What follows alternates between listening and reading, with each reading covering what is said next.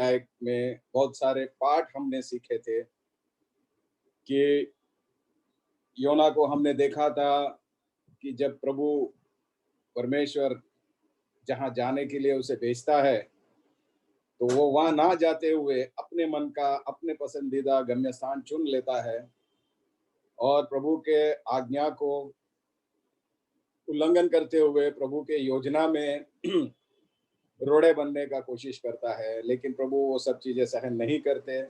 प्रभु अपने तरीके से अपना काम करवाते हैं। साथ ही साथ में अपना काम करवाने में हम सभी को उस दिन योना को और वो जहाँ जितने भी नाविक थे, जितने भी उस जहाज में प्रवास कर रहे थे, उनको, हम सभी को कई पाठ उन्होंने हमें सिखाया है।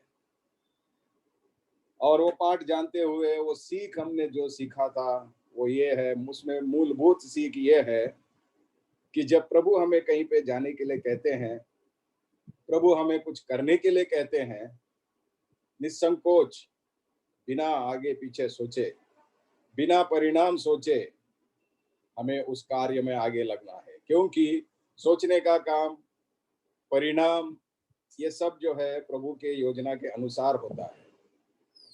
हमने देखा कि योना अपने प्रणाली में प्रभु के प्रणाली को अपने प्रणाली में डालने की कोशिश कर रहा था, या उसके दूसरे शब्दों में कहा जाए तो अपनी जो इच्छा थी वो प्रभु की प्रणाली में ढलने की कोशिश कर रहा था।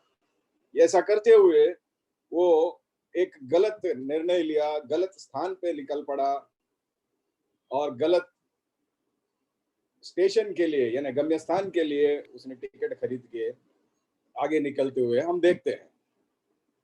इस यात्रा के दौरान योना यात्रा अभी शुरू ही किया था कि हम देखते हैं कि कितने सारे उसके ऊपर उपद्रव आते हैं। तूफान आता है, वो तूफान का दोषी या तूफान का कारण वो नाविक लोग सभी निकालते हैं, ढूंढ निकालते हैं अपने तरीके से। वहां पे मानव बुद्धि का भी हमने उल्लेख होते हुए देखा। तो अब वहां पे हम चलते हैं जहां पे वो नाविक लोग योना को मूलभूत कारण मानते हुए उसे पानी में फेंक देते हैं। फेंकते ही, पानी में डालते ही तुरंत समुद्र शांत हो जाता है। इसके चलते हमने ये भी देखा कि जितने भी नाविक लोग थे, जितने भी वो प्रवासी थे, सभी लोगों ने जीवित परमेश्वर की दंडवत की। उससे पहले वो लोग अपने अपने देवी देवताओं की दंडवत किया। उसका कोई इसका कोई फायदा नहीं हुआ, उसका कोई परिणाम नहीं निकला।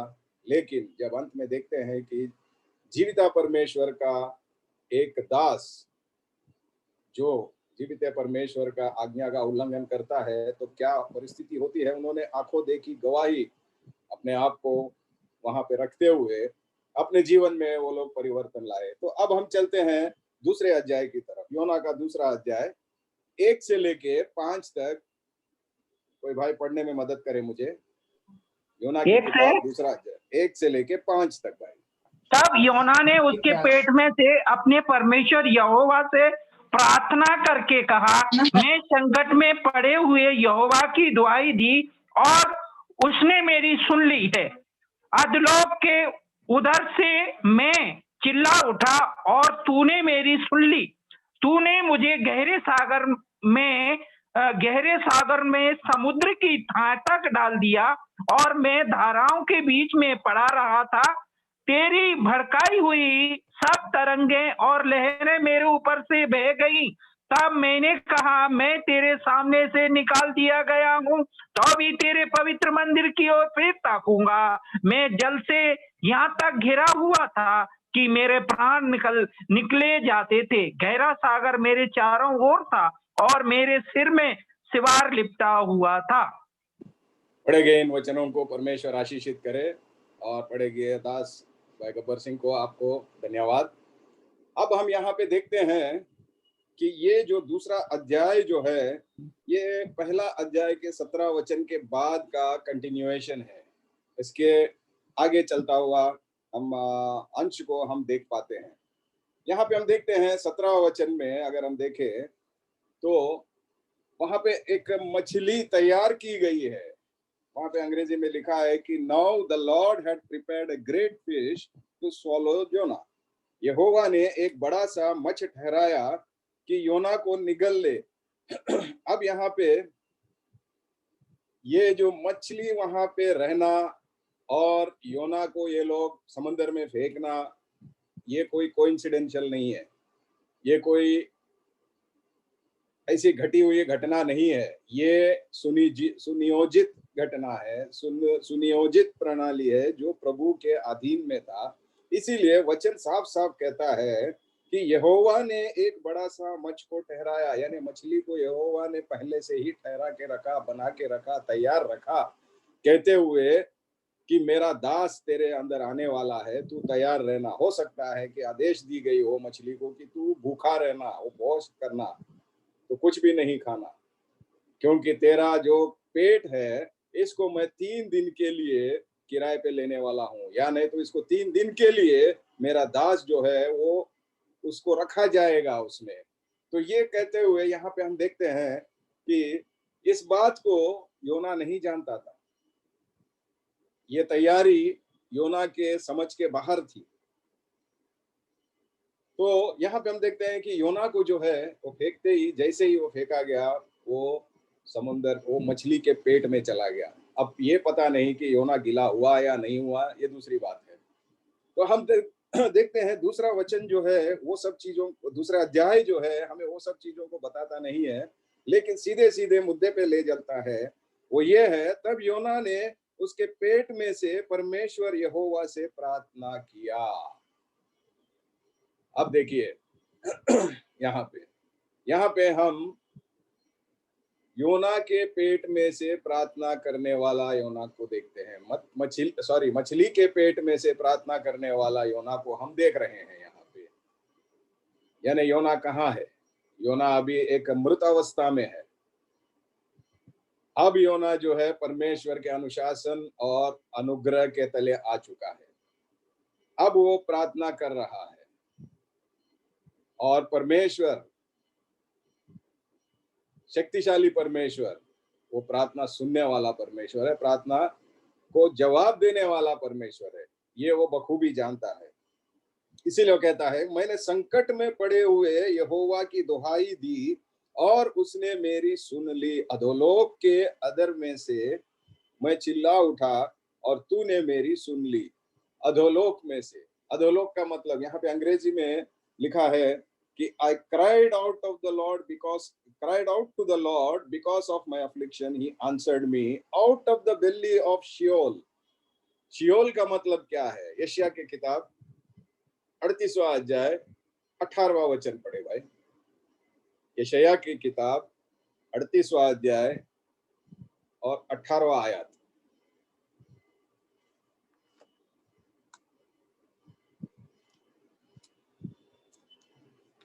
कोई है?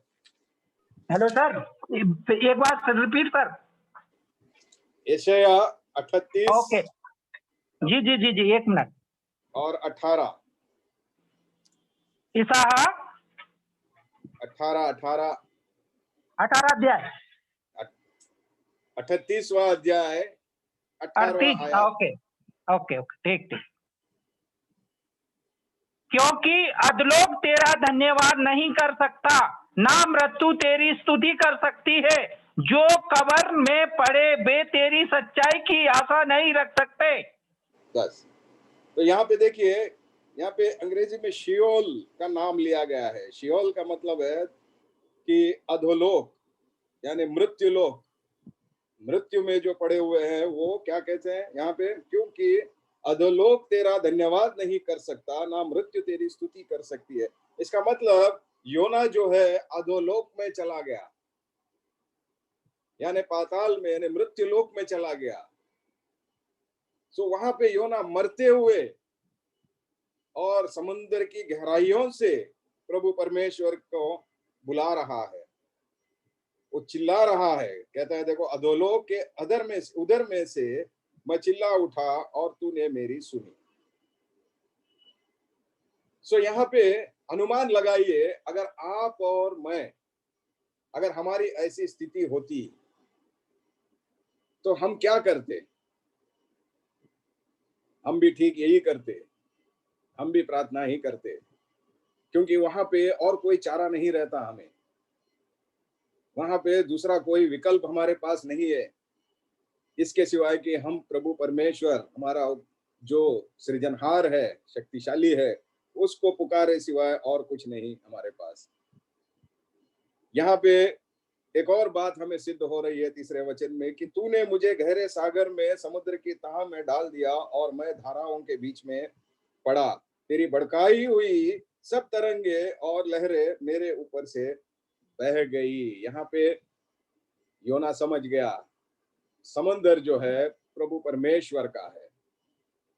मतलब योना समुंदर को अपने राह भटकाने के लिए उपयोग कर रहा था।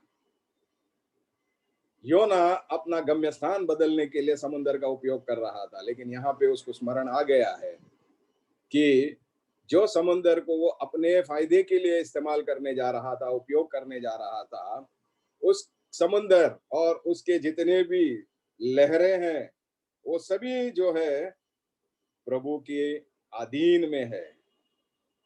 उसके लहरें ही नहीं, उसके तरंगे ही नहीं, उसके अंदर के जितने भी मछलियां हैं, जितने भी जीव जंतु है, सभी प्रभु के आदेश अनुसार और उनके अधीन में ही है।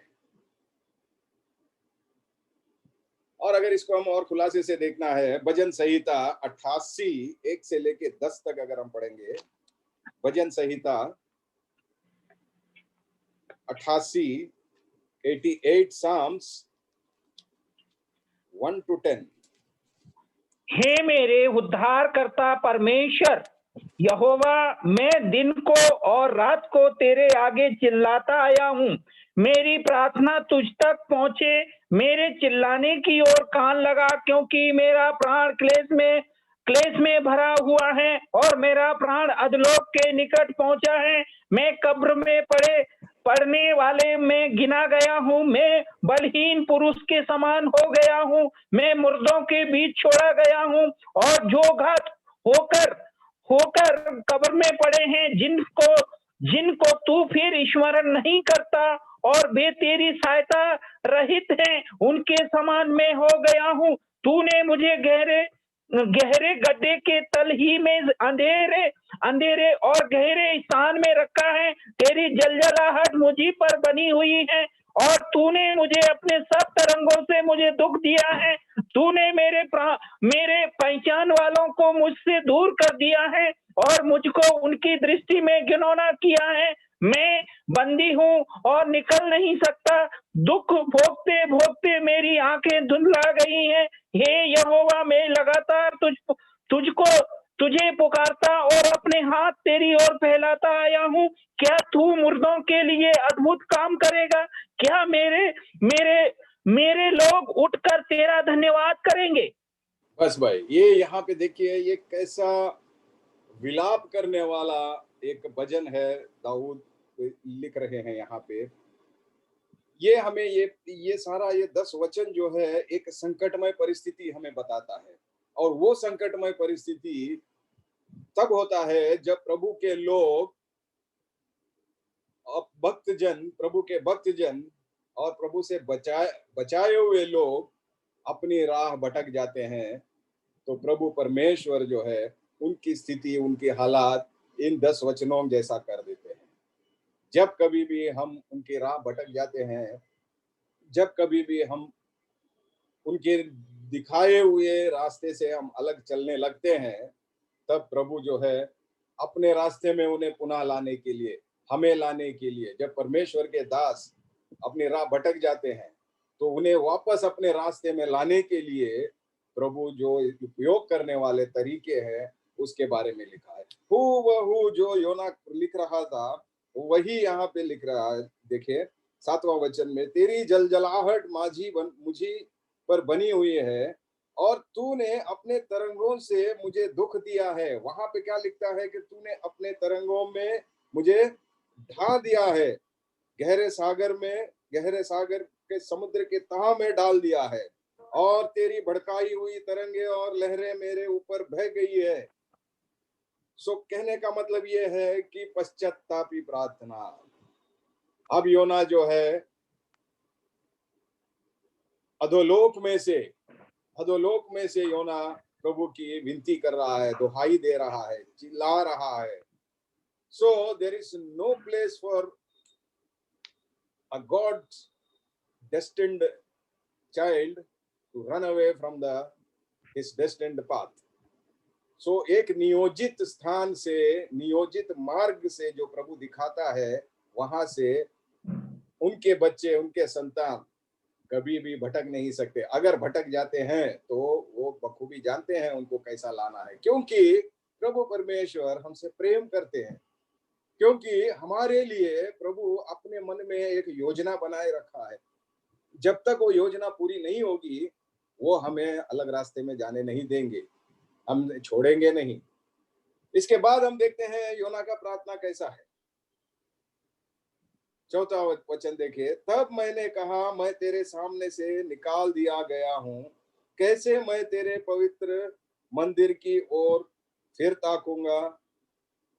अब यहाँ पे 4वां वचन में देखिए, अंग्रेजी में क्या लिखता है, Then I said, I am driven away from your sight, yet I shall again look upon your holy temple. अब यहाँ पे भाषांतरण का कितना कितना अब गहरा सा फासला है, देखिए।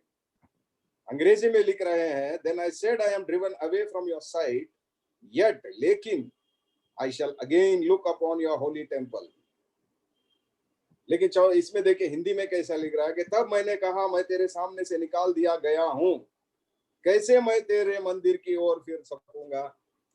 अब अगर यहाँ पे हिंदी अच्छे जानने वाले आप लोग तो मुझसे भी अच्छे जानने वाले हैं, तो इसका अगर हम किस तरीके का हम मतलब निकालें, हिंदी में लिखा हुआ इसके हिसाब से निकाले या अंग्रेजी में जो लिखा गया उस हिसाब से निकाले। अब अगर हम अंग्रेजी में लिखा हुआ उस हिसाब से ही हमें निकालना है, क्योंकि योना यहाँ पे प्रार्थना कर रहा है। योना प्रार्थना ये कर रहा है कि मैं तेरे जगह से, तेरे रास्ते से, तेरे सामने से निकाल दिया गया हूं, मुझे समंदर में फेंक दिया गया है। इतना सब कुछ होने के बाद भी, yet मीन्स इतना सब कुछ होने के बाद भी मैं दोबारा तेरे पवित्र मंदिर की ओर देखूंगा। यानी पवित्र मंदिर की ओर देखना, मुझे बचा, मेरी सुधि ले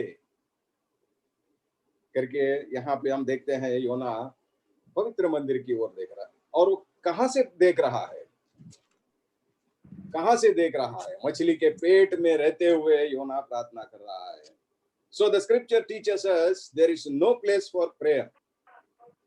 There is no specified place for prayer. यानी कोई नियुक्त स्थान नहीं है प्रार्थना के लिए। एक मनुष्य जो है कहीं से भी, कहां से भी प्रार्थना कर सकता है। मंदिर में, काम में, खानों में, विद्यालय में, अपने सफर में, घर में, कहीं पे भी प्रार्थना कर सकता है। खुशी में, गम में, दुख में, सब जगह पे भक्तजन जो है प्रार्थना करते हैं।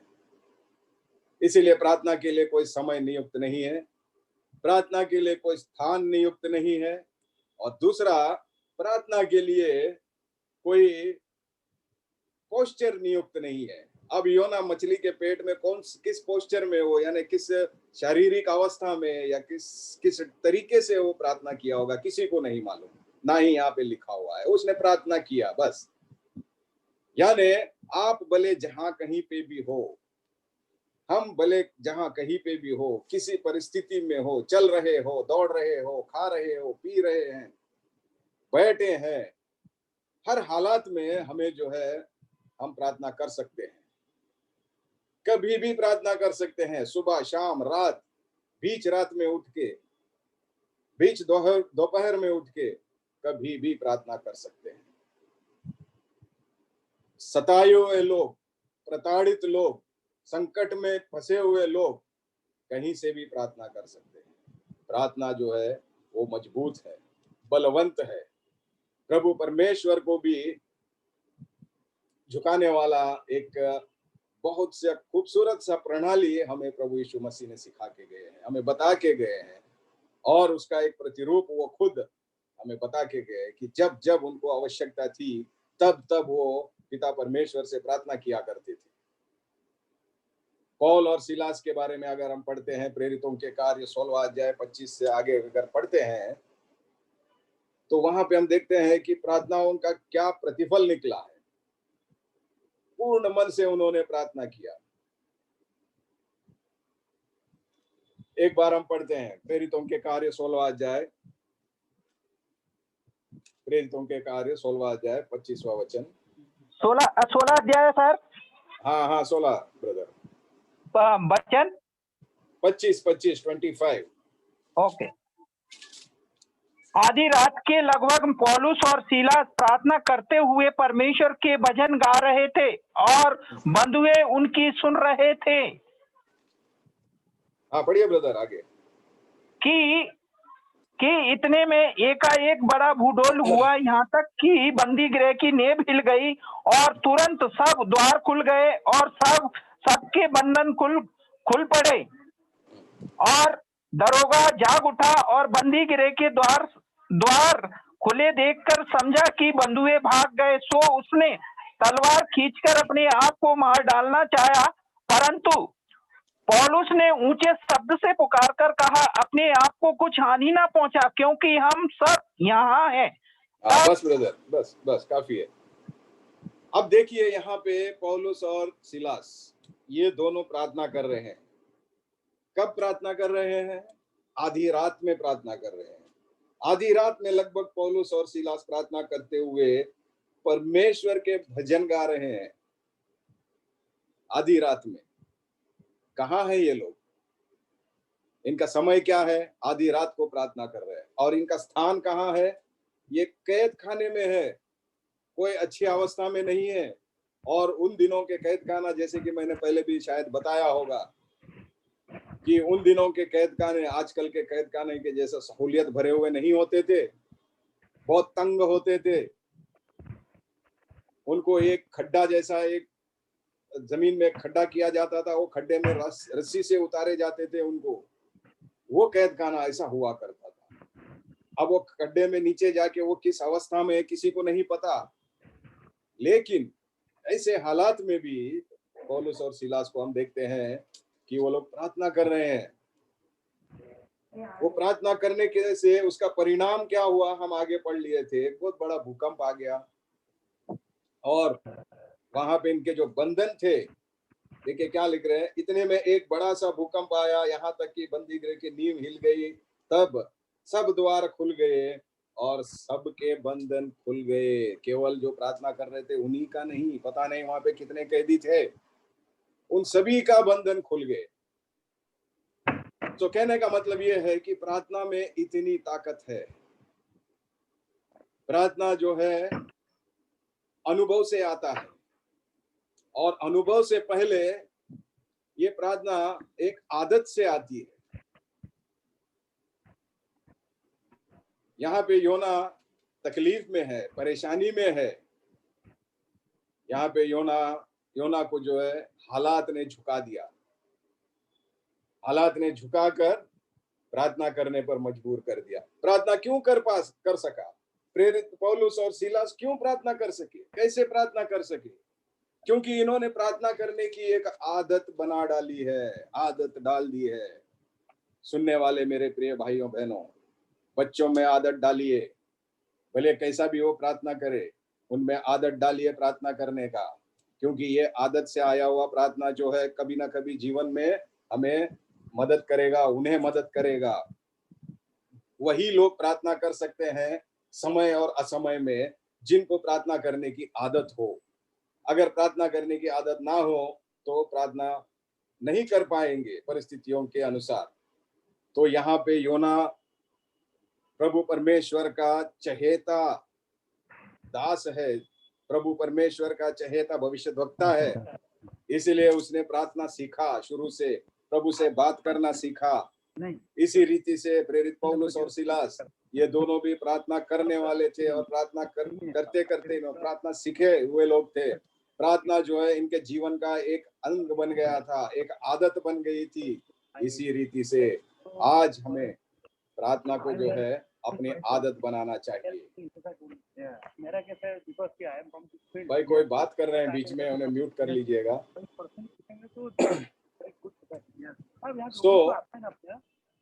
सो जो प्रार्थना जो है आदत से आती है, और ये आदत वाली प्रार्थना में जब करते हैं तो उसमें विश्वास आता है, और तो यही विश्वास हमें प्रार्थना करने पर मजबूर करती है। यहाँ पे योना को विश्वास थी कि प्रभु उसे छुड़ाएगा। वही विश्वास ने उसमें एक आशा जगाया। पहला प्रार्थना का आदत, उसके बाद विश्वास, वो विश्वास जो है आशा जगाया। The same faith established a hope in him. और वो होप क्या था, वो आशा क्या थी? परवाह नहीं, मछली के पेट में अगर मैं मर भी जाऊं तो प्रभु मुझे जिलाएगा। ये महान विश्वास था योना के पास। ये बहुत ही अद्भुत विश्वास था योना के पास। तो ये योना, अब हम देखते हैं, प्रार्थना कर रहा है, इसका मतलब उसमें पश्चातापी मन आ गया है। जब एक व्यक्ति पश्चाताप करता है, जब एक व्यक्ति में पश्चातापी मन आता है, तब ही वो प्रार्थना कर सकता है, तब ही वो विश्वास में आगे बढ़ सकता है, तब ही वो आशा कर सकता है। दूसरे कोरिन्थियों की 7वां अध्याय 10वां वचन पढ़े भाई। दूसरा कोरिन्थी की पत्री 7वां अध्याय 10वां वचन।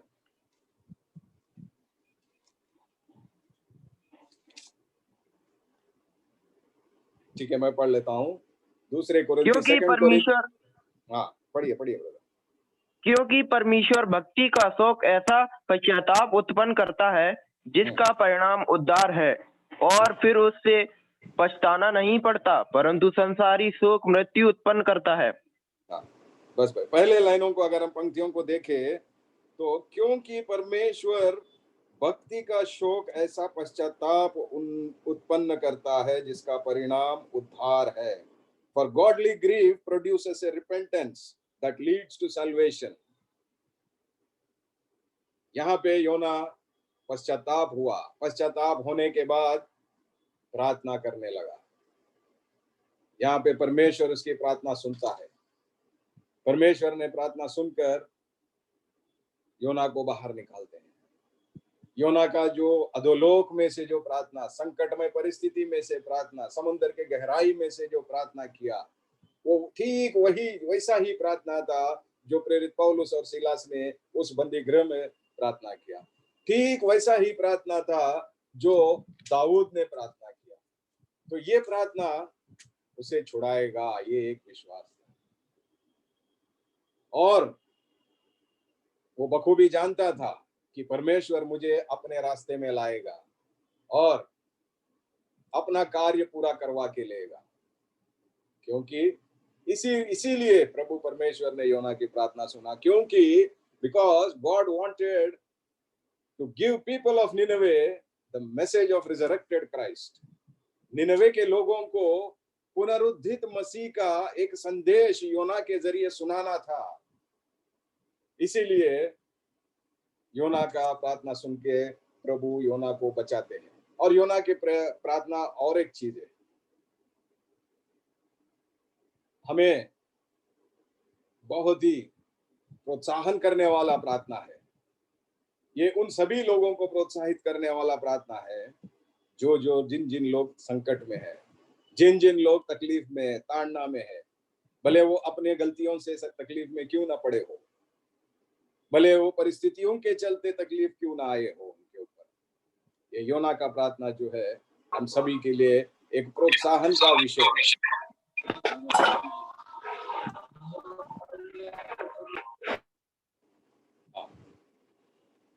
तो और दूसरा, योना ऐसे हालात में भी हम देखते हैं वो प्रभु परमेश्वर का मंदिर को नहीं भूलता है।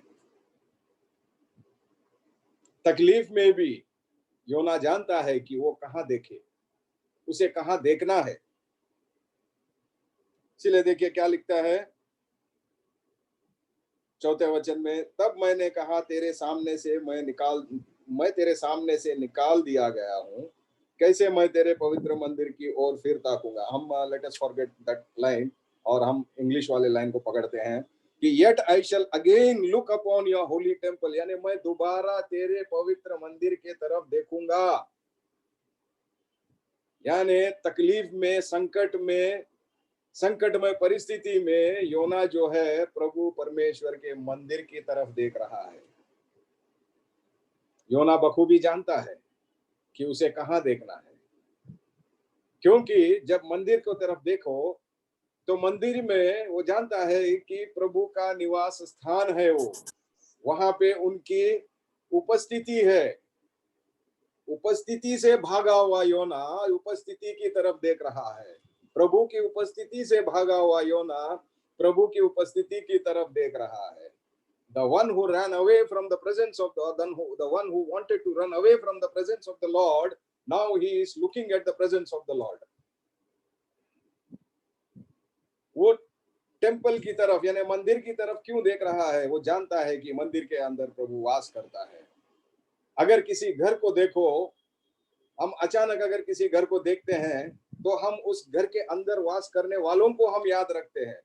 उदाहरण के तौर पे अगर मैं ग्वालियर के सड़कों पे चल रहा हूं, अचानक से मेरे को बीडीटीआई का बिल्डिंग दिख जाए तो मुझे अचानक यही बात याद आएगी कि अरे ये बिल्डिंग के अंदर तो भाई रंजीत रहते हैं, प्रभु के दास लोग रहते हैं, यहाँ पे जमावड़ा होता है, यहाँ पे प्रभु का उपस्थिति है, यहाँ पे प्रभु की प्रसन्नता है। ऐसे ही हम कभी किसी घर को देखें तो उसके घर के अंदर का हालात हमें दिखना चाहिए। अगर एक चित्र को देखते हैं तो चित्रकार को हम स्मरण करना चाहिए। परमेश्वर का एक ही मात्र सहारा, हमारे लिए एकमात्र सहारा, वो है परमेश्वर का घर, प्रभु का मंदिर। अब मैं पूछना चाहता हूं मेरे प्रिय भाइयों बहनों, तुम्हें कौन सा सहारा है? यहाँ पे योना के लिए तो केवल और केवल प्रभु ही सहारा था, प्रभु ही आश्रय था। He was only the refuge. वहां पे दाऊद को भी प्रभु परमेश्वर ही एक सहारा था, एक आश्रय का गढ़ था। पौलुस सीलास को भी प्रभु परमेश्वर ही आश्रय का गढ़ था। तो आज मेरे लिए आपके लिए कौन है आश्रय का गढ़? संकट समय में हम किसको देख रहे हैं? कहाँ देख रहे हैं? किसके तरफ हमारे नजर गड़ाए रखे हैं? थोड़ी सी संकट आ जाती है, थोड़ी सी बीमारी आ जाती है, फौरन हम फोन की तरफ भागते हैं, फोन उठा के बोलते हैं, दूर दराज बैठे हुए भाई को फोन करके बोलते हैं, भाई ब्रदर रंजीत मेरे लिए प्रार्थना करो, भाई दीपू, भाई गब्बर जी, भाई राजेश साहब मेरे लिए प्रार्थना करो। प्रभु निकट ही है, पहले तुम घुटने टेक के प्रार्थना करो, उसके बाद भाइयों के विनती करो, बहनों से विनती करो। उनकी प्रार्थना, हमारी प्रार्थना सब इकट्ठे होकर प्रभु को मजबूर करेगा कि तुम्हारा कार्य सफल करने के लिए। यहाँ पे योना जो है प्रभु परमेश्वर के मंदिर की तरफ देख रहा है। तो आज हम कहाँ देख रहे हैं? हमें भी प्रभु की तरफ ही देखना है, हमें शर्माना नहीं है। प्रभु के मंदिर की तरफ देखने के लिए हमें शर्माना नहीं है। और जब हम ऐसा करेंगे तब एक प्रसन्नता आएगी, तब हमारे चेहरे खिल उठेंगे। प्रेरित पौलुस जब प्रार्थना किए थे तो क्या हुआ था वहां पे बहुत बड़ा सा भूकंप आया था, बहुत बड़ा सा हलचल हो गया था, सब कुछ टूट गया, बंधन टूट गए। और साथ ही साथ में बंधन टूटे ही नहीं, इनको छुटकारा भी मिला और भागने का मौका भी मिला। लेकिन ये भागे नहीं, क्योंकि वहां पे प्रभु परमेश्वर का एक उद्देश्य पूरा होना है, एक प्रणाली पूरा होना है, एक योजना पूरी होना है। प्रिय भाइयों, प्रिय बहनों, आप और मैं जब प्रार्थना करते हैं, हमारी प्रार्थना जब सुनी जाती है, उसका परिणाम निकल आता है, तो ये समझ लीजिए वहां पे प्रभु का कार्य होना बाकी है। प्रेरित पौलुस और सिलास के वहां पे कार्य होना बाकी था। वो क्या था? बंदी गृह का रखवाला, उसके सारा घराना उद्धार पाना था। उसके सारे घराने के लोग उद्धार पाने के बाद इन लोगों को वहां पे घर पे ले जाके क्या करते हैं? दावत देते हैं। कल रात में भी हम यही देख रहे थे डोनाल्ड भाई का मीटिंग में, कि प्रभु के दासों के प्रति प्रेम दिखाना है हमें, उन्हें मेहमान नवाजी दिखाना है उनसे। यहाँ पे एक पल भर में सारा ढांचा बदल गया, पल भर में सारा चित्र बदल गया, पल भर में सारा मंच बदल गया। जो कैदी थे वो बंदी गृह के रखवाले का मेहमान बन गए। प्रिय भाइयों बहनों, हो सकता है हम भी कैदी हैं, हम भी कैद अवस्था में हैं, मृत अवस्था में हैं, लेकिन जब हम प्रभु को पुकारेंगे, पश्चातापी मन से जब हम पुकारेंगे, हम किसी के मेहमान बन जाएंगे, हम अतिथि बन जाएंगे किसी के, हमसे प्रभु कार्य करवाएगा। पश्चातापी प्रार्थना, आदत से आई हुई प्रार्थना और विश्वास से आई हुई प्रार्थना, ये हमें रहना है। यही प्रार्थना एलिया के जीवन में भी हम देखते हैं, और शद्रक मेशक अबेदनगो के जीवन में भी देखते हैं। तो ऐसा परमेश्वर क्या योना को नहीं बचाएगा? देखिए कितना आशा लेके चल रहा है योना। इसी रीति से आपको और मेरे को भी वही बचाएगा। इसीलिए वो कहता है कि yet I shall again look upon your temple, फिर भी मैं तेरे मंदिर की तरफ ही देखूंगा, क्योंकि तू ही मेरा गढ़ है, तू ही मेरा आश्रय है, तू ही मेरा सहारा है, मैं दोष कभी नहीं दूंगा तुझे। यहाँ पे योना दोष नहीं दे रहा है। आप और मैं उस परिस्थिति में हो तो आपको याद होगा, शुरुआत में मैंने एक सवाल किया था, अगर हम और आप योना के परिस्थिति में हो तो क्या करेंगे? आप और मैं उस परिस्थिति में हो तो हम क्या करेंगे? हमारे संकटमय परिस्थिति, तकलीफों की परिस्थिति में हम कई बार, many times we grumble and grudge at our Savior, at our Lord, at our God. कई बार हम जो है, हम हमारे प्रभु परमेश्वर को निंदा करते हैं, उनको दोषी ठहराते हैं कि हे प्रभु मुझे ही क्यों, कि हे प्रभु ये संकट मुझे क्यों दिया। प्रिय भाइयों, प्रिय बहनों, इसमें योजना है। आप और मैं प्रभु परमेश्वर को सवाल करने वाले, प्रश्न करने के इतने काबिल या इतने लायक हम नहीं है। We have never yet reached to the position to question God. He is a prayer answering God. You can pray to him, but questioning remains with him. प्रश्न पूछने का अधिकार केवल उन्हीं को है, आपको और मुझको नहीं है। सो जो लोग प्रभु के द्वारा बचाए गए हैं, जो लोग प्रभु के द्वारा खिलाए गए हैं, जो लोग प्रभु के द्वारा सुरक्षित है, वही लोग केवल प्रार्थना कर सकते हैं। जिन्होंने प्रभु को चखा है वही लोग प्रार्थना कर सकते हैं। जिन्होंने आदत बनाया है प्रार्थना करने का, वही लोग प्रार्थना कर सकते हैं। यही आशा योना को जो है मजबूत बनाया, बलवंत बनाया। पाप से छुटकारा पाया हुआ व्यक्ति ही मुंह खोल के प्रभु की स्तुति कर सकता है। भजन संहिता हमने पढ़ा था शुरुआत में, 28 भजन संहिता में हमने शुरुआत में पढ़ा था। उसमें क्या लिखा है कि जो मृत लोग जो है वो 88 अध्याय में, चले भाई थोड़ा सा, भजन संहिता 88 भजन संहिता 88। हाँ, और 10वां वचन देखे भाई। एक मिनट 88:10। एक मिनट। क्या तू मुर्दों के लिए अद्भुत काम करेगा? क्या मरे लोग उठकर तेरा धन्यवाद करेंगे?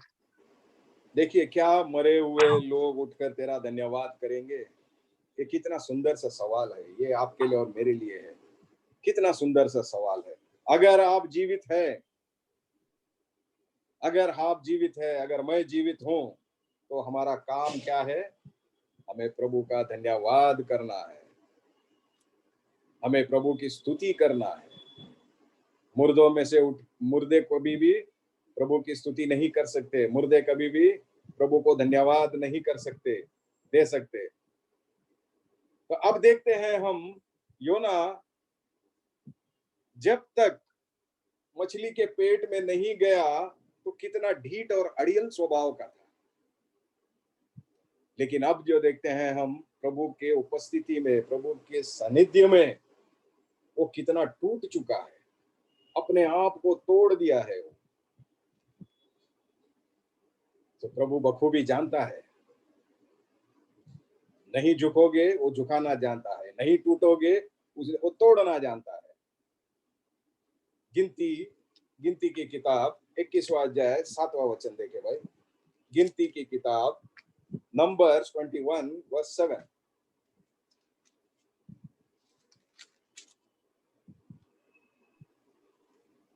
गिनती 21 और तब 7। लोग मूसा के पास जाकर कहने लगे, हमने पाप किया है कि हमने यहोवा के और तेरे विरुद्ध बातें की हैं।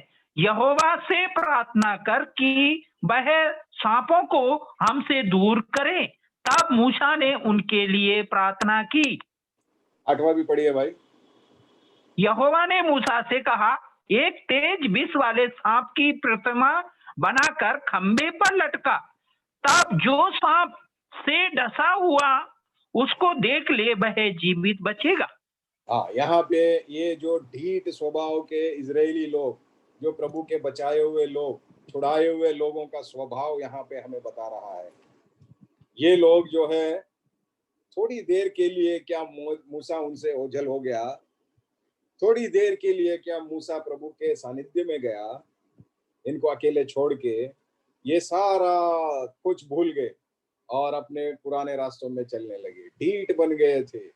इनका गर्दन झुक नहीं रहा था, ना ही उठ रहा था, एकदम अड़ियल किस्म के बन गए थे। तब प्रभु परमेश्वर ने क्या किया, इनके गर्दन झुकाने के लिए सांपों को भेजा, सांपों को भेज के इन्हें तकलीफ पहुंचाई, सजा दिया। तब ये लोग पश्चाताप करते हैं, देखिए, हमने पाप किया है क्योंकि हमने यहोवा और तेरे विरुद्ध, कितना धन्य है मूसा, देखिए, यहोवा और तेरे विरुद्ध, यानी मूसा, यहोवा और मूसा के विरुद्ध बातें की ये लोग।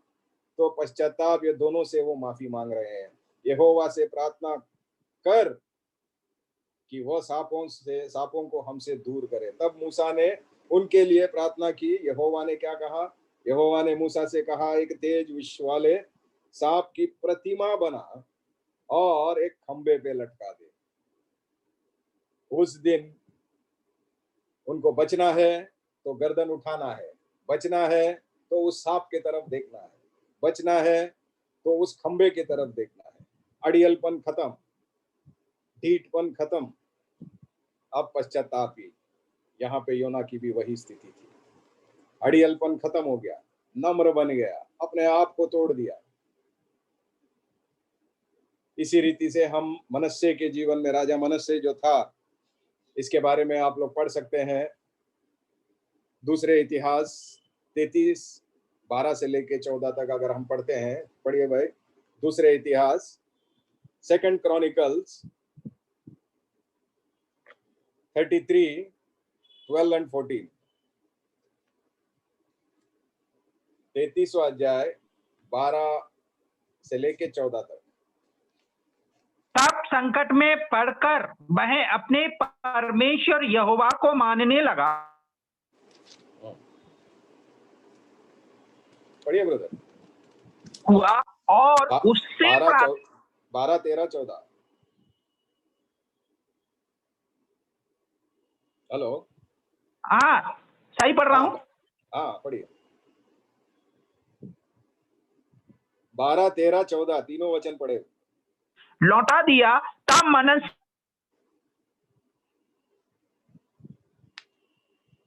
ही परमेश्वर है।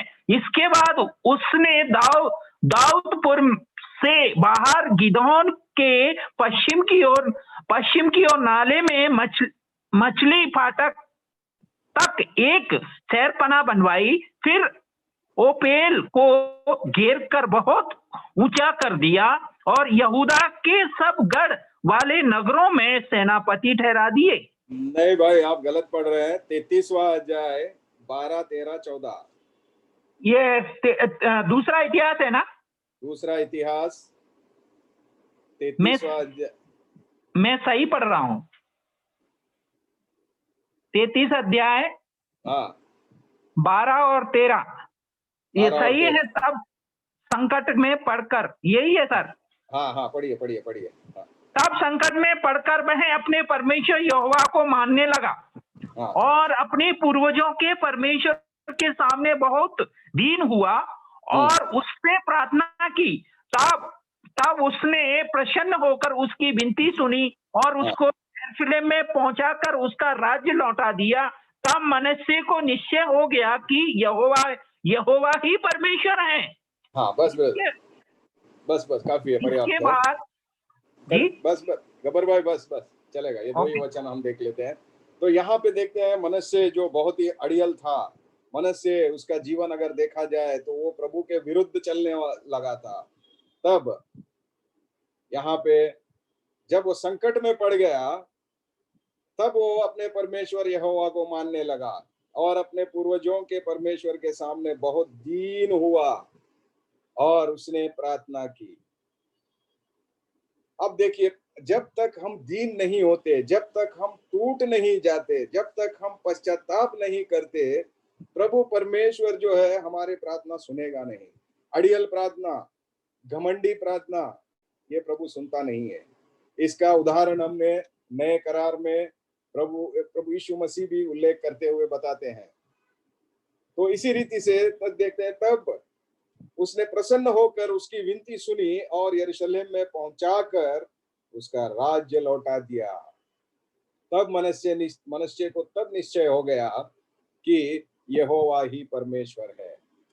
तो यहाँ पे योना का भी हूबहू यही हाल है, पश्चातापी प्रार्थना। मछली के पेट में मरता हुआ योना, मछली के पेट में मरते मरते योना को आध्यात्मिक होश आया। संकट में मरता हुआ योना को एक आध्यात्मिक होश आया। योना के सफर में मछली का पेट नहीं था गम्य स्थान। मछली का पेट उसका गम्य स्थान कभी नहीं लिखा हुआ था। उसका गम्य स्थान जो था वो निनवे शहर था। तो योना जो है, हम देखते हैं वो पश्चाताप पाया और एक प्रतिज्ञा किया कि अगर मैं बचूं, अगर मैं यहां से निकलूं, तो मैं तेरा काम करूंगा। इतना गहरा प्रार्थना, इतना शक्तिशाली प्रार्थना, इतना पश्चातापी प्रार्थना हमने पिछले बार कब किया? प्रिय भाइयों बहनों, ये योना का जो किताब है, ये एक संडे स्कूल का किताब नहीं है। संडे स्कूल में हमने इसके बहुत सारे रोचक रोमांचक तस्वीरें बना बना कर हमने सीखे थे, बच्चों को सिखाए थे। लेकिन ये एक सेवक का, एक प्रभु के प्रणाली में उतरा हुआ सेवक का एक महान पाठ है, एक बहुत बड़ा सीख है हम सभी के लिए। जब मैं कहता हूं कि प्रभु के सेवकाई में उतरा हुआ सेवक, इसका मतलब ये नहीं है कि हम जो घर बैठे हैं वो आराम है ना। हम सभी सेवक हैं, हम सभी को एक योजना दी गई है, हम सभी को अपने अपने स्थान में एक प्रणाली में रखा गया है। लेकिन मूलभूत परिणाम ये होना चाहिए कि हम उनके राज्य विस्तारी के लिए, प्रभु परमेश्वर के राज्य विस्तारी के लिए आत्माओं को ढूंढ के लाए, आत्माओं को लाए और जोड़े। एक आत्मा प्रभु परमेश्वर के राज्य में जब आता है तो सारे स्वर्गदूतों की मंडली खुशी मनाती है। तो इसी रीति से प्रभु परमेश्वर ने आपको, मुझको, सभी को एक कार्य दिया है। उस कार्य को समझो, उस कार्य को पहचानो और उस रास्ते पे निकल पड़ो। फाइनली हम देखते हैं कि योना जो है पश्चाताप किया, प्रतिज्ञा किया और 3 दिन तक मछली के पेट में रहा। 3 दिन मृत योना। 3 दिन के बाद यहोवा ने जो है योना को पुनर्जीवित कर दिया। और यही पाठ है, यही दर्शाता है प्रभु यीशु मसीह का वो पुनरुत्थान, प्रभु यीशु मसीह का वो मृत्यु। प्रभु यीशु मसीह का मृत्यु पर वो विजय। अब हम देखते हैं कि 5वां इसमें लिखता है कि the waters closed over me to take my life, the deep surrounded me, weeds wrapped about my head.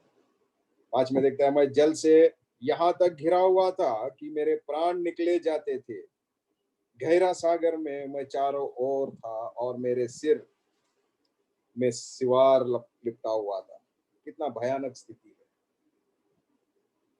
कुछ नहीं उसको सुनाई दे रहा, कुछ नहीं दिखाई दे रहा, केवल और केवल अंधकार ही अंधकार, अधोलोक में अंधकार ही अंधकार। उस अंधकार में भी योना प्रभु परमेश्वर के मंदिर की तरफ, प्रभु परमेश्वर का मंदिर का उजियाला उसे अपने तरफ आकर्षित कर रहा था। प्रभु परमेश्वर कभी भी जो है एक पश्चातापी प्रार्थना को ठुकराएंगे नहीं, और कभी भी जो है प्रभु परमेश्वर अपने रास्ते यानी उनके दिखाए रास्ते से अपने दासों को भटकने नहीं देंगे। वो बखूबी जानते हैं कि उनको कैसा लाया जाए। आज का जो पाठ है वो समाप्त हो गया। ये 5 वचनों में हमने देखा कि कितना बड़ा सीख हमें दिया गया है प्रभु परमेश्वर ने, कितना बड़ा lesson he is teaching to us. 3 लोगों के विषय से हमें सिखाया है, दाऊद का पश्चातापी प्रार्थना, योना का पश्चातापी प्रार्थना, और पौलुस और सिलास का एक निष्ठा से भरा हुआ प्रार्थना। ये प्रार्थना केवल कैसे आ सकता है, आज संध्याकाल के समय में हमने देखा, ये केवल आदत से ही आ सकता है। आइए दोबारा हम वहां पे चलते हैं, प्रेरितों के कार्य।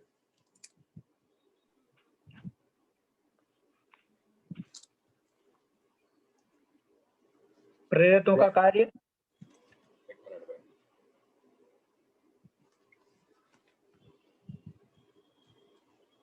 प्रेरितों का काम। हाँ, एक सेकंड।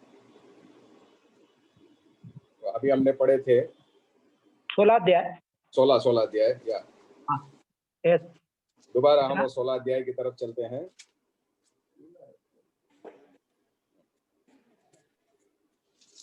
तो वहां पे देखिए आदि 25वां वचन से हम पढ़ते हैं, तो वहां पे कितने आधी रात के, पढ़िएगा नहीं ब्रदर, चलेगा, कि वहां पे देखिए हमने क्या क्या होते हुए देख रहे हैं। आधी रात के लगभग पौलुस सिलास प्रार्थना करते हुए परमेश्वर के भजन गा रहे थे।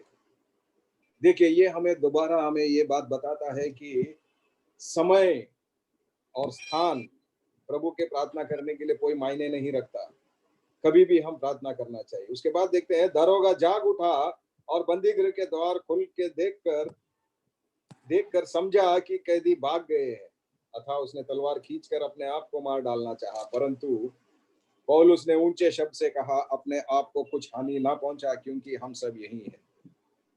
तब वह दिया मंगवा कर भीतर लपका और कांपता हुआ पौलुस और सिलास के आगे गिर पड़ा।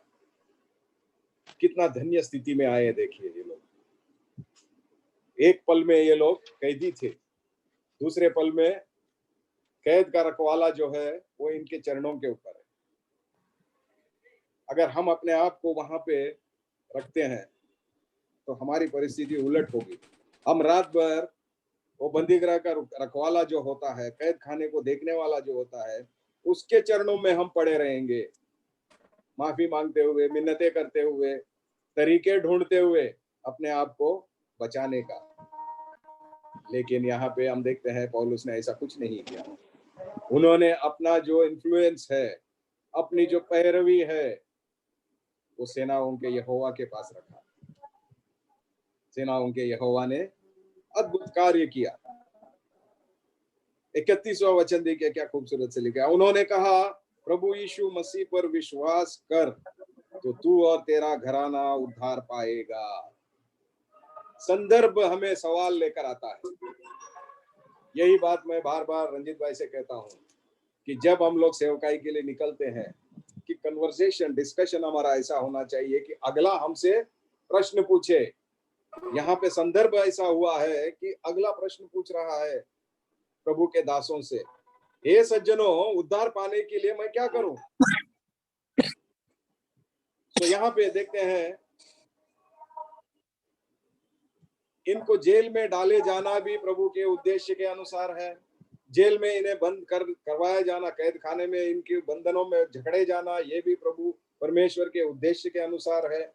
वहां के परिस्थिति जो आई है वो भी प्रभु के उद्देश्य के अनुसार है, क्योंकि वहां पे एक काम होना था, वहां पे एक प्रश्न उठना था, एक प्रश्न एक अन्य जाति विश्वासी अविश्वासी के मन में उठना था। प्रिय भाइयों बहनों, निराश ना होइए। प्रभु आपको, मुझको, सबको, हम सभी के जीवन में एक योजना लेके आए हैं। कहीं ना कहीं कोई ना कोई संदर्भ में हमसे कोई ना कोई ऐसे सवाल करता ही होगा, लेकिन वो सवाल को ध्यान से सुनिए। सवाल को नजरअंदाज ना कीजिए, अनदेखी ना कीजिए उसे। उसका जवाब उन्होंने देखिए कैसा दिया। जब उसने पूछा, हे सज्जनों, उद्धार पाने के लिए मैं क्या करूं? तो उन्होंने कहा, प्रभु यीशु मसीह पर विश्वास कर तो तू और तेरा घराना उद्धार पाएगा। सीधा सीधा जवाब, कोई घुमा फिरा के तोड़ मरोड़ के नहीं है, सीधा सीधा जवाब। उन्होंने अपने आप के बचाने के लिए, अपने आप को छुड़वाने के लिए कोई पैरवी नहीं की। उन्होंने सीधा कहते हैं, प्रभु यीशु मसीह पर विश्वास कर तो तू और तेरा घराना उद्धार पाएगा। और उन्होंने उसको, उसके सारे घर के लोगों को प्रभु का वचन सुनाया। कैसे सुनाया? जेल में रह के सुनाया? कैद खाने में रह के सुनाया? ना, ये सरदार जो है ये इनको अपने घर ले गया। रात को उसी घड़ी, देखिए क्या लिखता है, रात को उसी घड़ी उसने उन्हें ले जाकर उनके घाव धोए और उसने अपने सब लोगों के समेत तुरंत बपतिस्मा लिया। प्रभु के नाम की स्तुति हो, प्रभु के नाम की महिमा हो। तो प्रभु परमेश्वर हमें जो है संदर्भ देता है। संदर्भ से उठने वाले सवालों को कभी भी नकारिएगा नहीं। उन सवालों का उपयोग कीजिए, उन सवालों को उपयोग करते हुए सुसमाचार बांटिए, प्रभु का वचन सुनाइए, प्रभु के बारे में सुनाइए। प्रभु हमें सहायता करे। आज संध्याकाल के समय में प्रभु हमें 5 सवाल हमें करते हैं वचन के द्वारा। वचन हमसे 5 सवाल करता है। सबसे पहला, तुम्हारा प्रार्थना क्या है? मेरा प्रार्थना क्या है? हमारी प्रार्थना क्या है? दूसरा, पहला, व्हाट इज योर प्रेयर? दूसरा देखते हैं, वेयर इज योर प्रेयर? कहां प्रार्थना कर रहे हो? तीसरा हम देखते हैं, in prayer where are you looking? प्रार्थना में आप कहां देख रहे हो? इजरायलियों को एक सांप खड़ा किया गया था देखने के लिए। योना को प्रभु परमेश्वर दिख रहा है। आपको और मेरे लिए प्रभु परमेश्वर, प्रभु यीशु मसीह, उद्धार करता यीशु मसीह, कलवरी क्रूस दिखना चाहिए प्रार्थना में। क्या तुम पश्चाताप कर रहे हो?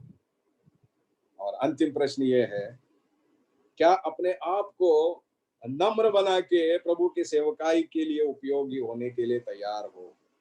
अपने आप को तोड़ के प्रभु की सेवकाई के काम आने के लिए तैयार हो? ये ऐसा प्रार्थना केवल एकमात्र बिंदु से आ सकता है, और वो है अपने आप में प्रार्थना करने का आदत डालना। तो जितने भी मेरे भाई बहन सुन रहे हैं, जितने भी मेरे मित्रगण सुन रहे हैं, अपने अपने बच्चों को, अपने अपने संतान को प्रार्थना करने का आदत डालिए। आदत से ही पश्चाताप का प्रार्थना आता है। पश्चाताप का प्रार्थना प्रभु परमेश्वर कभी भी नकारते नहीं।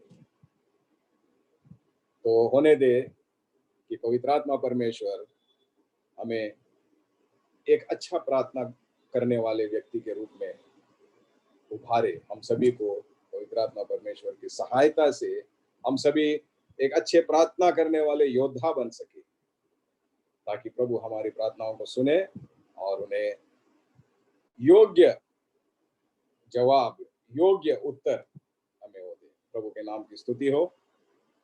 आपने जो समय दिया इसके लिए मैं आभारी हूं। जय मसीह।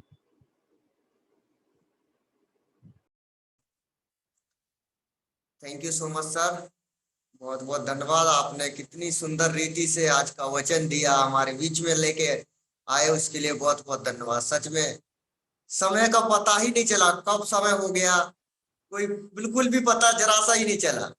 सब लोगों का ध्यान पूर्वक मैं इतनी उम्मीद रखता हूँ कि सब लोग इधर उधर कहीं जाने का मौका ही नहीं मिला। Thank you so much sir, आपने सच में बहुत सुंदर रीति से परमेश्वर का वचन thank you so much sir. हम लोग बहुत ध्यान पूर्वक सभी लोग सुन रहे थे। यही है कि परमेश्वर जो चैलेंजेस हमारा सामने जो आता है, वो चैलेंजेस को हम लोग किस प्रकार से सामना कर रहे हैं, ये सबसे बड़ी बात है। सो